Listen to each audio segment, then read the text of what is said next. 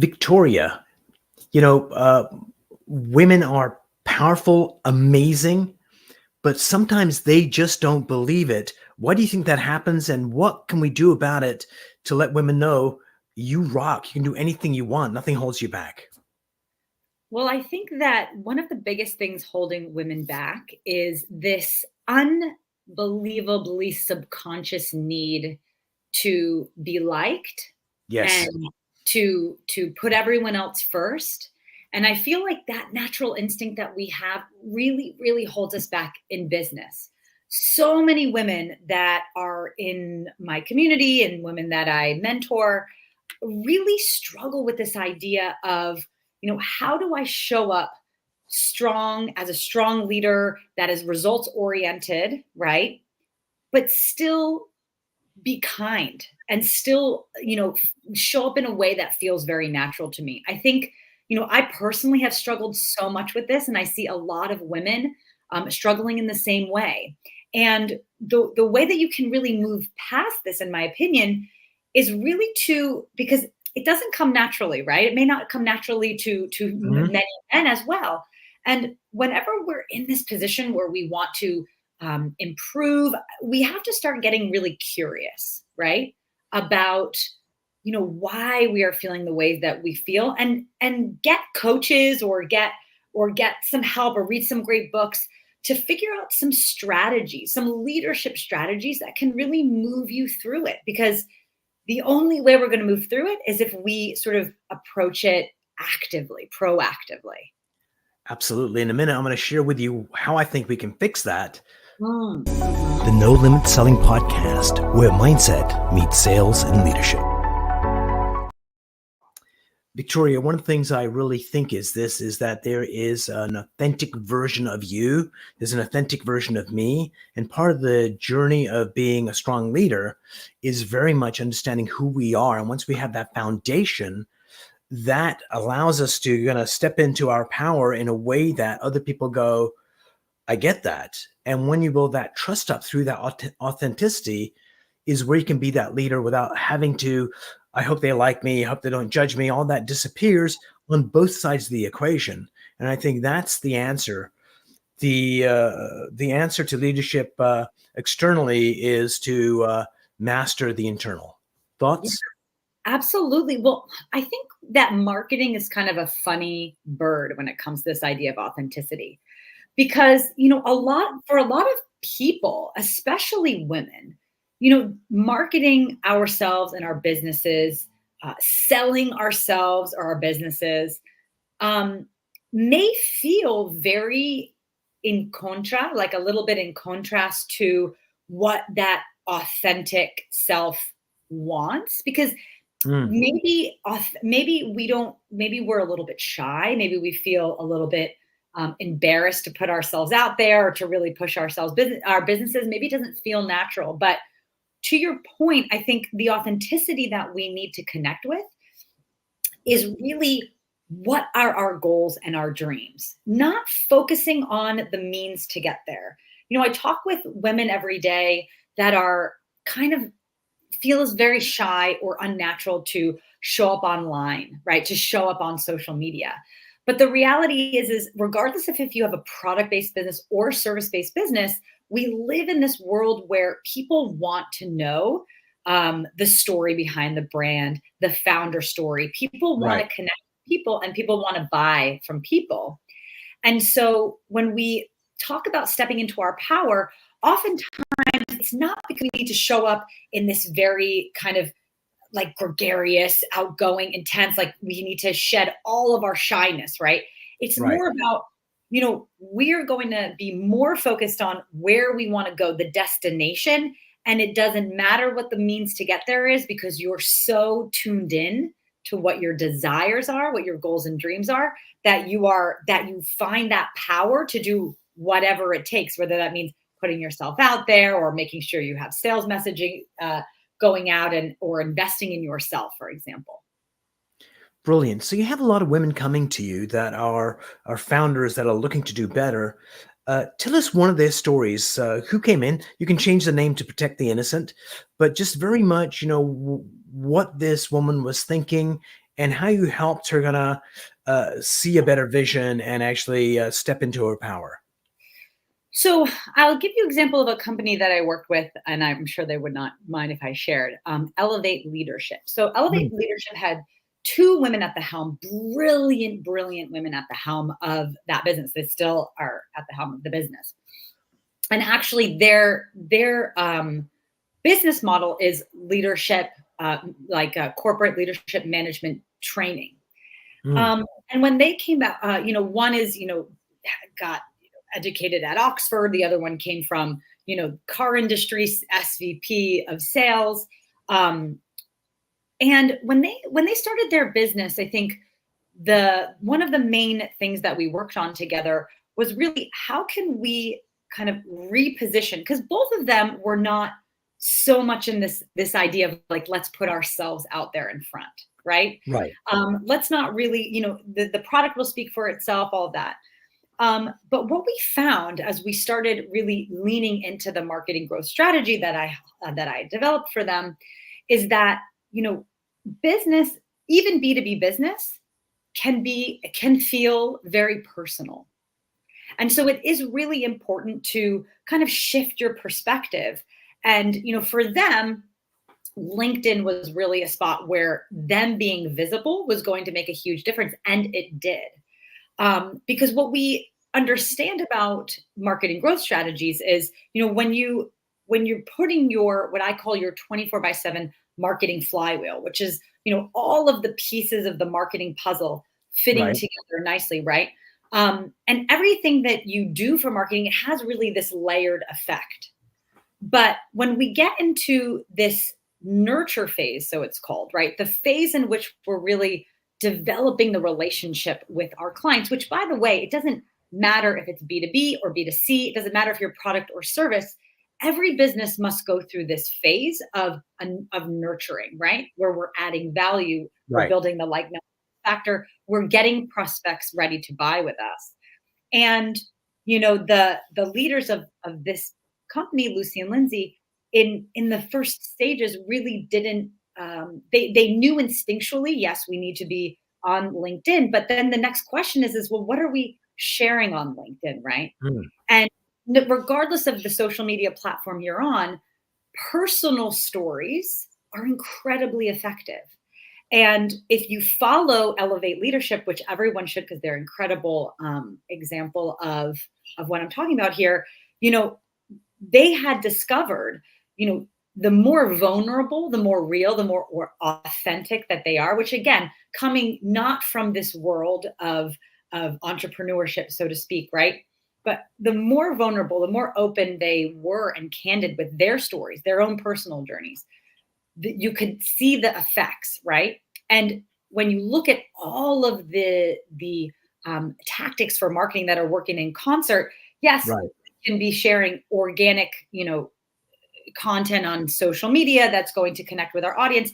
But when we layer that on with paid ads, for example, what we see is that the kind of the compound interest of that sort of organic, authentic showing up, right, for our audiences in complementing all of these other strategies that are also going, everything becomes stronger. So for them, we were able to build out this beautiful pipeline, and the LinkedIn ads that we were running, which was part of the strategy, the results were tremendously improved by this added action of sort of showing up more authentically, showing the more personal side of the business. So two things there. Number one, would have been about 8 years ago that there was a presenter doing a presentation and was talking about how to use pen and paper to tell Mm, your story to your prospect in a way that they would easily understand. And the guy mhm, showed an example of what he did uh, for Motorola. And mhm, because he told it in a story, that I can recite that today, 8 years later. Because mm, stories are memorable, especially if it was a memorable story. Whereas if he had shared a marketing strategy, I'd be fumbling around trying to tell you that. He put the strategy in a story, and I think that carries a lot of weight, and it also connects with people. So telling your story in a way bonds you with other people, because that's what we long for. It's almost in our DNA, because the existence of human beings, the number one way by far was stories around the campfire, because we did not have the written word. And that's just what we love in movies and gossiping about movie stars. It's all about stories. So, A, love that. Number two, uh, LinkedIn as a platform, it doesn't matter how much you spend on ad campaign, is what results you get. So a lot of people shy away from LinkedIn because they think it's a lot more expensive than some of the other avenues out there. So uh, share with our audience your thoughts about LinkedIn advertising and what's a good way to use it to get the ROI that you need. Okay. I'm going to answer that in 1 second, because I want to double click on what you had just said about stories, because I want to talk about stories on two levels, right? Stories are incredibly important for content, right? Mm. That's what's going to connect our audience and make those messaging more memorable. Um, but another place that we need to develop a really good story is on the brand level as well. So Mm. not just in the day-to-day content that we share, but developing sort of your brand story. And when you're looking to develop your brand story, you want to, and this is a methodology that was developed by Donald Miller, which is the hero, the brand hero. Right. But and I love teaching this strategy, because when you build your brand around your customer, your prospect as the hero, and you actually truly build a story, you make up the story of your prospect as the hero of the story, and your product or your service So, as really the solution to their core problem. Yeah. Victoria, can you give us an example, a client story of what their brand was? And when you added that story as the customer as a hero, it'll really ground what you're teaching us in a way that people go, oh, I get Okay. what she's talking about. Well, I would love to use you as an example, Oh, because I excellent. think you would know how to explain this more intimately than I could, and I think it'll hit home for your audience. So, I mean, you obviously are a coach, and there's a lot of interesting um, methodologies that you use, and there's a Mhm. unique flavor that you bring to your coaching practice. So, let's talk about your who you serve, right? And when you are thinking about the people that you serve and the people that you have served best, what are some of their, what is the state, right? Because when we're talking about the story is really the transformation, right? And this story of transformation is so captivating to human beings, right? It is kind of the basis of all of these great hero journeys, Joseph Campbell, The wars. Hero's Journey.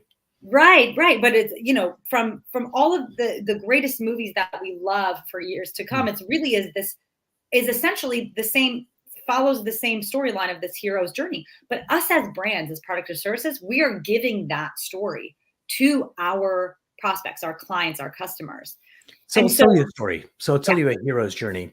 So Jake is a realtor who's doing well, but not great. And yeah. anytime he goes into a listing appointment, he takes his team leader with him, because in his mind, in his heart, he's got a belief that I'm too young for this business. He's 21 years old.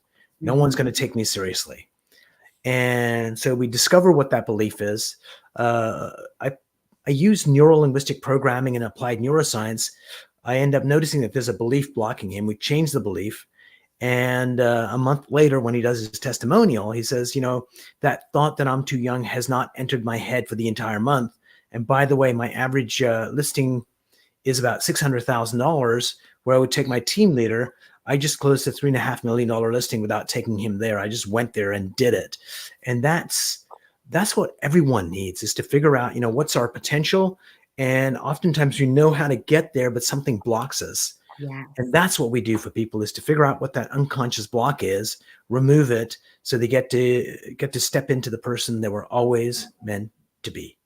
Right. So this is a beautiful example. And you kind of think of the beginning of the story as like, once upon a time, there was so and so who was feeling really was not feeling confident, right? Yes. About, and had beliefs that they, all of these reasons why they couldn't be successful.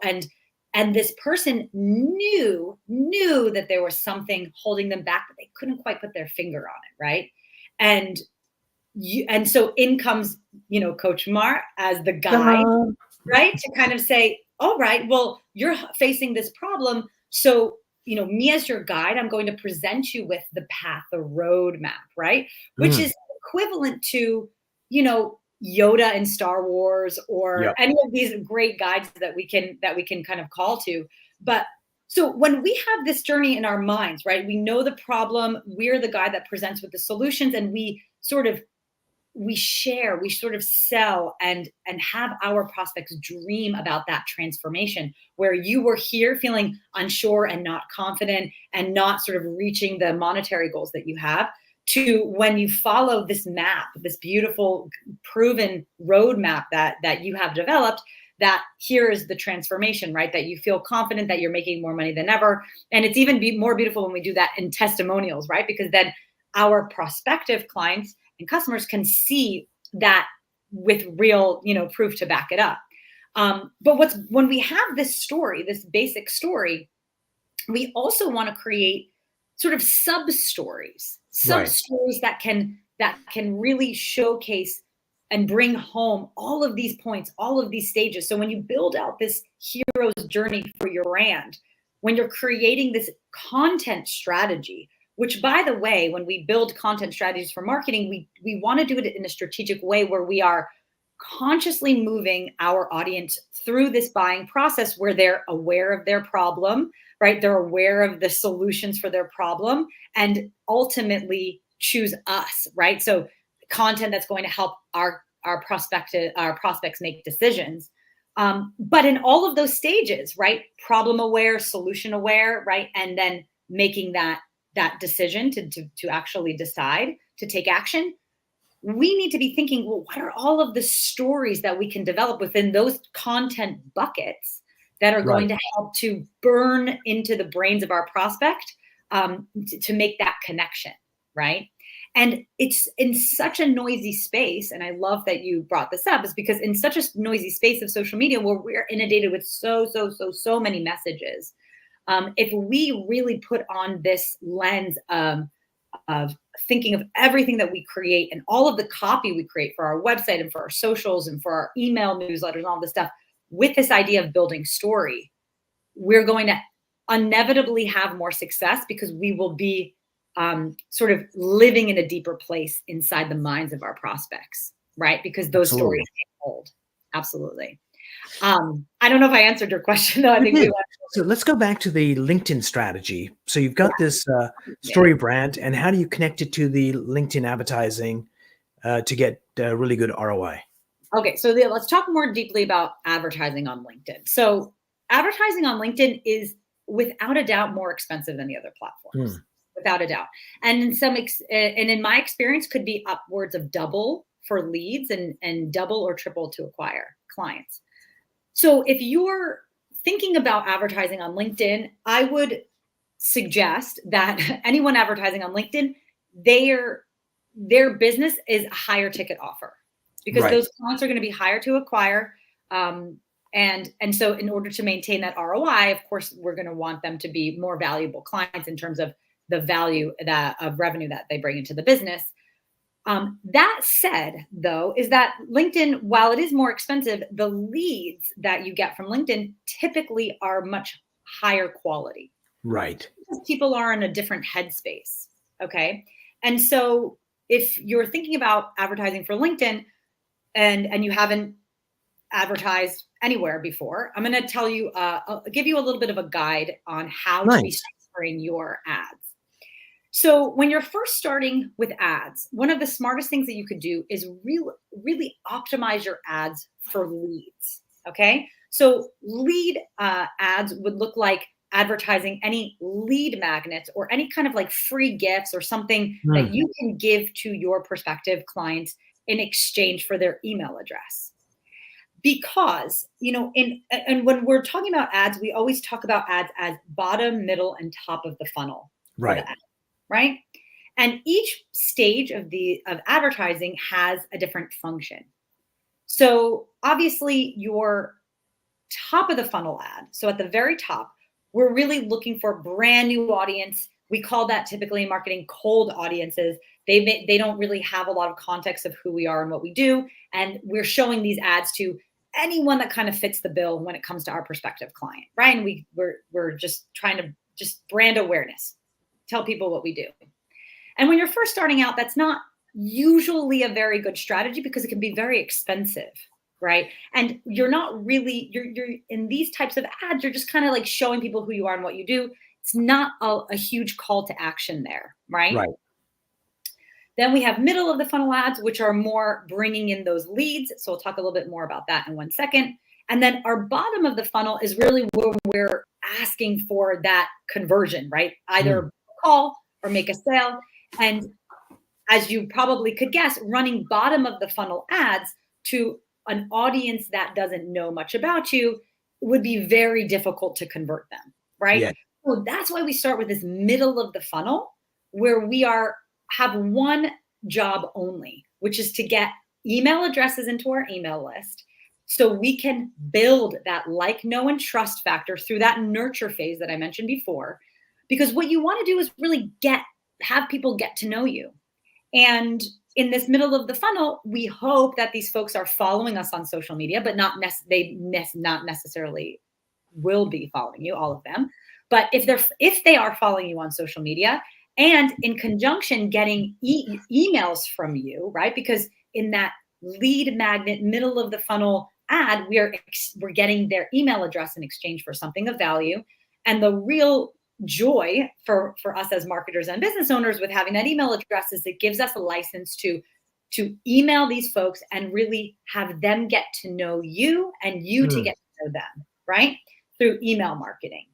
And so when we have this sort of omni-channel presence going, which we call it, which means that you have, emails going, and then you've got someone following you on social media. So they're seeing your organic social posts, and then they're also seeing your advertisements. Then we get to develop this sort of cosmic universe of your brand, all with the same job, which is having your prospective client or customer make the link and the connection between what their problem is that they have and the solution that you provide, right? And so if we go back to that bottom, middle, and top of the funnel, what we then can do once we've built up enough momentum with that middle of the funnel ad and we're getting those email addresses, well, then we can serve bottom of the funnel ads, those more kind of call to action, book a call, just get to the sales page. We can retarget all of the folks that have seen that lead magnet. So we know that they have good context about who we are, what we do, how we serve. And so by the time they see that bottom of the funnel ad, they're way more likely to take action. So that is how I advise structuring those ads, but always start with that middle of the funnel and making sure that our lead magnet converts, that it really adds value, that it really connects with the right people that we want to connect with. Brilliant. So how do you balance this ad strategy and in-mail messages? Can they work together? Can you use one as effectively? Thoughts on that, Victoria? Okay. So the way that you're going to structure the email marketing is very specific when you're running ads and when you're really trying to reach people, new prospects on social media. So when your objective is to get more leads, right? Meaning more email addresses, you're going to want to put through advertisement or even through organic. Well, you should absolutely through organic social post as well. So connection from your profile or on organic content that you share always leads as well to these lead magnets, right? You want to always be offering something in exchange for that email address. And once that person enters their email address into a landing page to get that thing, whatever it is. And by the way, if you have a product-based business, this could simply be a discount or free shipping. But for the first moment that person gets into your email list, you're going to want to send them on a very specific journey. You're going to want to first deliver whatever it is that you promised, which is the discount code or the free resource that you shared. And that's going to be pretty transactional, right? You don't want too much fluff on that. People just want to get the thing that they want. But after that thing is delivered that you promised, you're going to want to send them into what we call in marketing an ascension campaign, meaning we're going to want to take the next 3, 5, 10, 12 emails, and we're going to create a funnel that's going to introduce the brand new person that gone into your email address, into your email list. We're going to want to introduce them over a series of emails of who you are, what your company is, what you do, how you serve, right? And in that Ascension campaign, you could be dripping out a couple emails and you're going to explain some certain aspects of your product or your service, and you're going to educate, you're going to give value, you're going to showcase your expertise, all of that stuff, and really build that relationship. And at the end of that drip campaign, I always think it's really smart to sort of remind people how they can work with you or how they can purchase with you, right? But the initial first couple emails, we definitely don't want to inundate people with sales messages. We want to warm them up or whatever. And then at the end of that sequence, which again, I recommend anywhere between 5 to 12 emails, really depends on how you want to organize it. But then towards the end, we just remind people how to buy. So if they're kind of warmed up and they can purchase with you. And alternatively, and this is really a personal choice, when you deliver that first thing, you could give a sales message immediately, like the first thing, and then bring them on that Ascension campaign, and then kind of share with them or remind them again of how you can serve them. So there's kind of two ways to approach it, because sometimes, depending on what your lead magnet is, it could be the ripe moment to upsell someone into your product or service because they're in that moment where they want the solution. But again, not too strong. We don't want to send them on dozens of sales emails. They're just going to get annoyed. So we want to find that balance. Then once they exit that initial sort of email sequence, then you're going to move them into a long-term nurture strategy, which could look like if you share a weekly email, which I absolutely recommend, or if you're a product-based service, you maybe send several emails a week. But you're going to want to put them into sort of your regular nurture cadence, which is going to be sort of contacting them in a regular way, just adding value. And that's sort of how your ads and your emails work together. And also, when you're running any campaigns throughout the years or promotions as well, you want your ads to be matching promotional communication that you're putting through your email list as well. And that causes that layering effect that we chatted about earlier. Brilliant. So one of your areas of focus is very much empowering women owners to reach their potential in their businesses.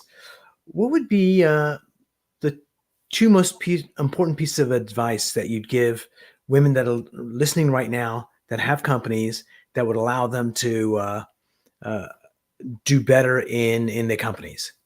Okay.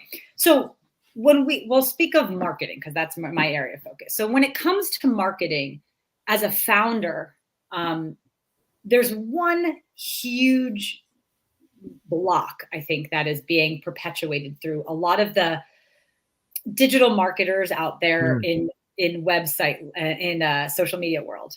And it's this idea that, and this is especially targeted to women, is that we need to sort of do everything ourselves when it comes to marketing.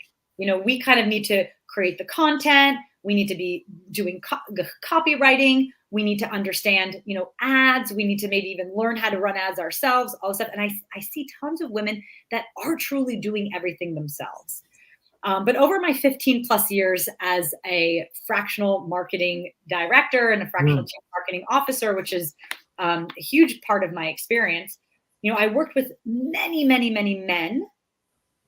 And this is one of the key differences that I've seen between male and female leaders as entrepreneurs.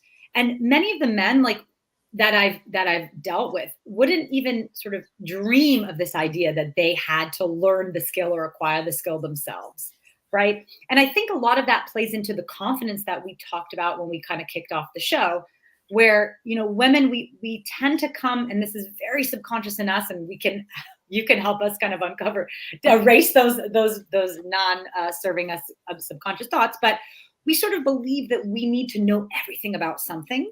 Right. Before we can, to do it well or to succeed or before we can get someone to help us with it. And this belief is a limiting belief that absolutely holds us back.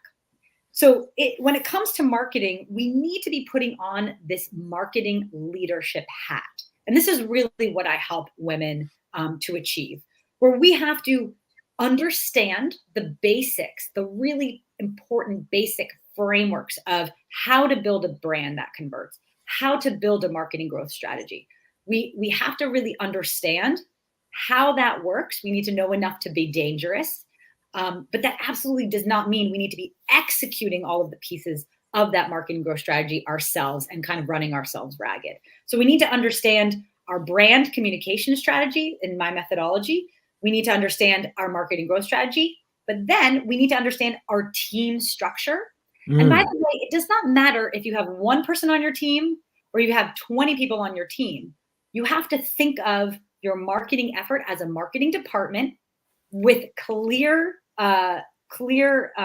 tasks for each person to do, clear key performance indicators or KPIs for them to be held accountable to. Even if it's just yourself as a solopreneur, you need to lead yourself in this way. It's just so important to be putting that hat on, to organize kind of the execution. So it's the brand, the marketing growth strategy, the team strategy, right? How do we build the team? And then last, we need to really step into the role of leader for our marketing, for our business. And that really looks like, I need to understand what success looks like. Right. And then a Sure. lot of times that means doing some research on, what are the benchmarks for conversion rates to landing page? What are some benchmarks for social media follower growth for people in my industry that I can kind of benchmark myself to? So you understand how to set realistic goals, and you can diagnose from the data what's working and what's not working. And then you can kind of lean into getting better advice or help or a consultant or finding a coach or whatever in that specific thing to help improve and your team to improve the metrics in that particular part of your marketing strategy. So thinking a little bit higher level. Brilliant. Victoria, thank you so much for being on the show. Learned a lot. And if you are looking for someone to help you grow your business, Victoria is your person. Oh, thank you so much. I'm so happy to be here. This was a great conversation.